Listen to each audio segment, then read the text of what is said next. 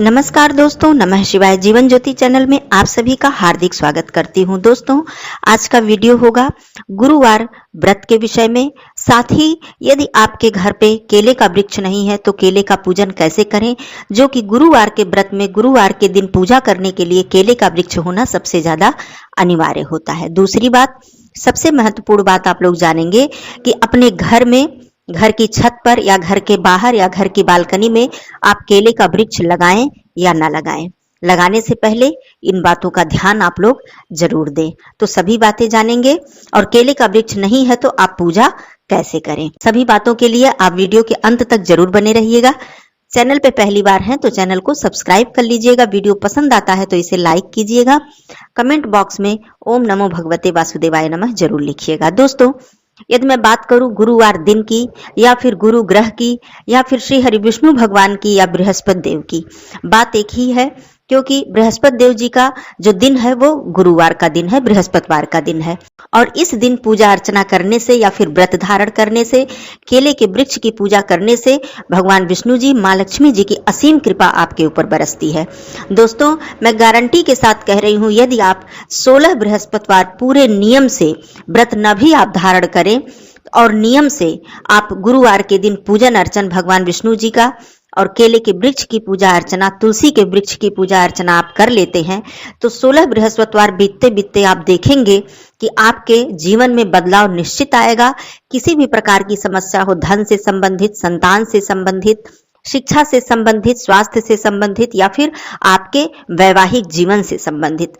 दोस्तों, आपकी कुंडली की यदि बात करूं तो उसमें गुरु बृहस्पति का मजबूत होना बहुत ही आवश्यक है। जिसकी कुंडली में बृहस्पति देव उच्च स्थान पर होते हैं, शुभ फल प्रदान करते हैं, उस व्यक्ति के जीवन में सब कुछ शुभ ही शुभ होता है। और दोस्तों, बहुत ही आसान है गुरु बृहस्पति जी की कृपा प्राप्त करना, क्योंकि गुरुवार के दिन यदि आप पूजन अर्चन करें, व्रत न भी रखें, पूरे नियम से आप पूरे नियम का पालन करें, तो आप देखेंगे अतिशीघ्र आपको लाभ होगा।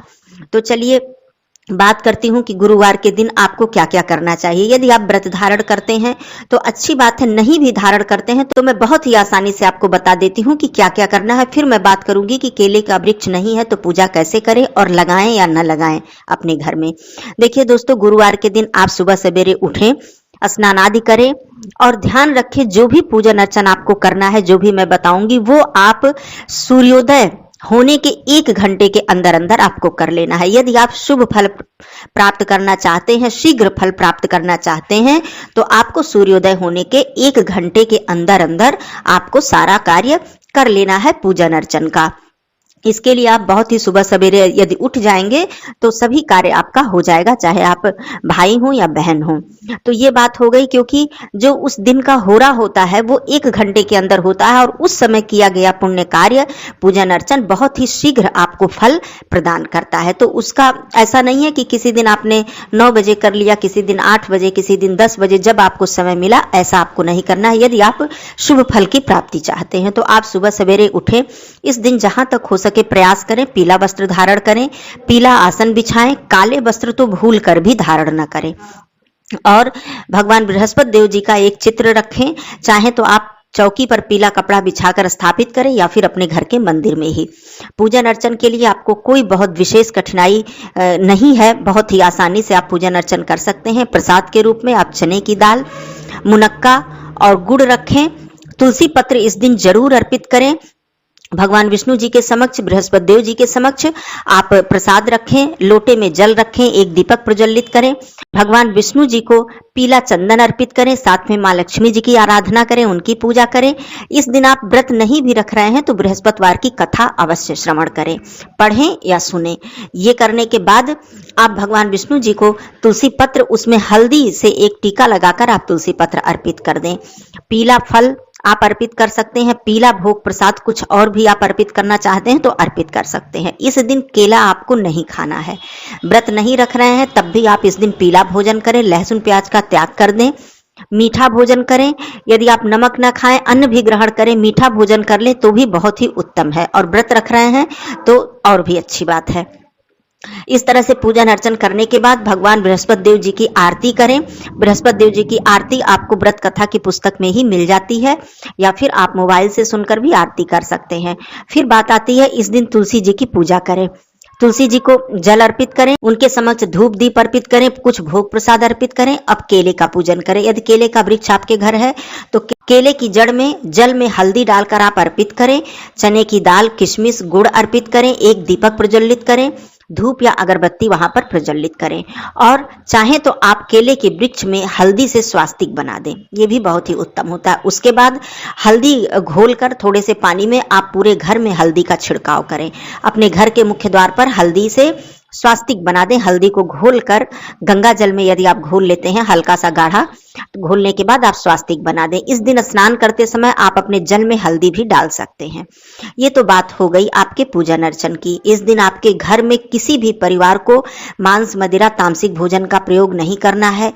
पुरुष को दाढ़ी या बाल नहीं कटवाने हैं, नाखून नहीं काटना है। महिला जो भी व्रत रख रही हैं बहन, वो बाल इस दिन नहीं धुलेंगी, एक दिन पहले ही बाल धुल लेंगी। ये सारे नियम होते हैं। काले वस्त्र नहीं धारण करना है, काला भोजन नहीं करना है। जैसे उड़द की दाल का कोई व्यंजन या कोई काला व्यंजन हो, आपको इस दिन नहीं ग्रहण करना है, चाहे आप व्रत रख रहे हैं या नहीं।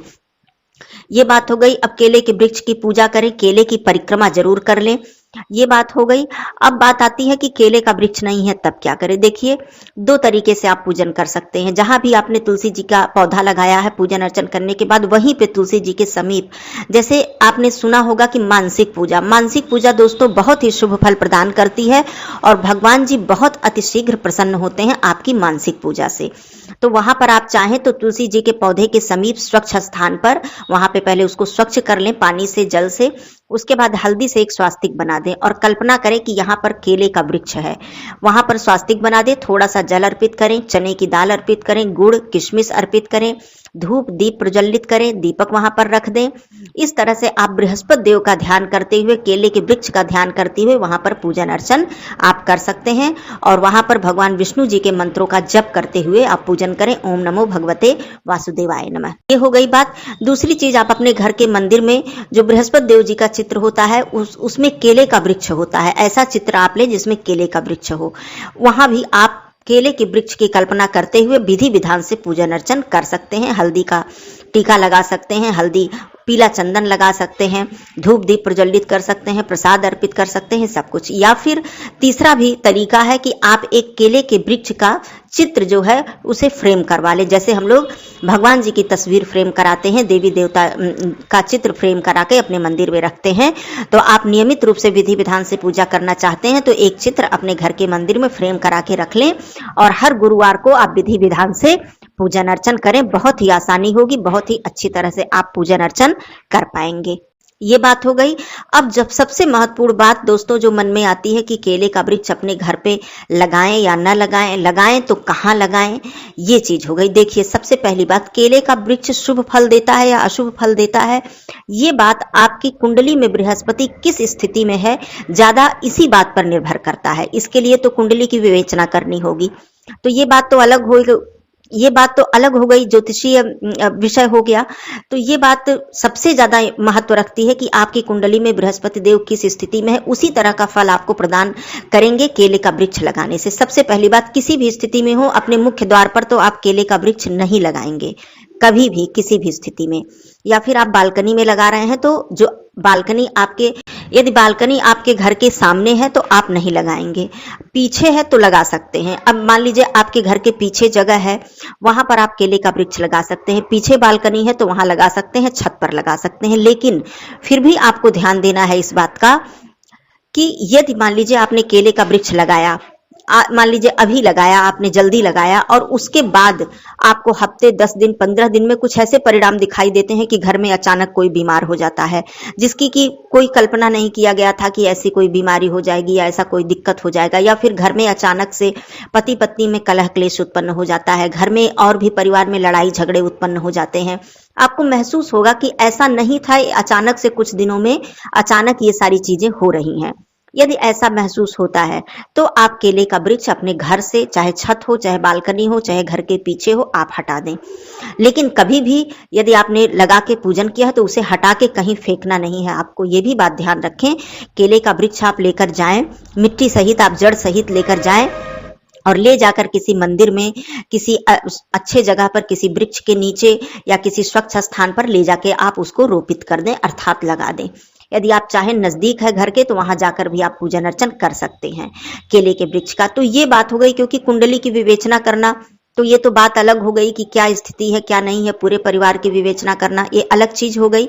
लेकिन यदि आपको फर्क महसूस होता है दोस्तों, तो आप केले का वृक्ष जरूर अपने घर से हटा कर देखें और हटाने के बाद बहुत ही श्रद्धा भक्ति से ले जाकर कहीं पर लगा दें। जहां भी आप लगाएंगे, यदि उस वृक्ष की वहां पे पूजा अर्चना की जाती है तो उसका फल भी आपको प्राप्त होगा, बहुत ही शुभ फल प्राप्त होगा। तो ये बात हो गई, आप इस बात का ध्यान जरूर दीजिएगा। लेकिन दोस्तों, गुरुवार का उपाय, गुरुवार का किया हुआ व्रत, पूजन अर्चन, भगवान बृहस्पति देव जी की पूजा अर्चना कभी भी निष्फल नहीं जाती है और अति शीघ्र आपको फल इसका प्राप्त होता है, आप स्वयं इसको देख पाएंगे।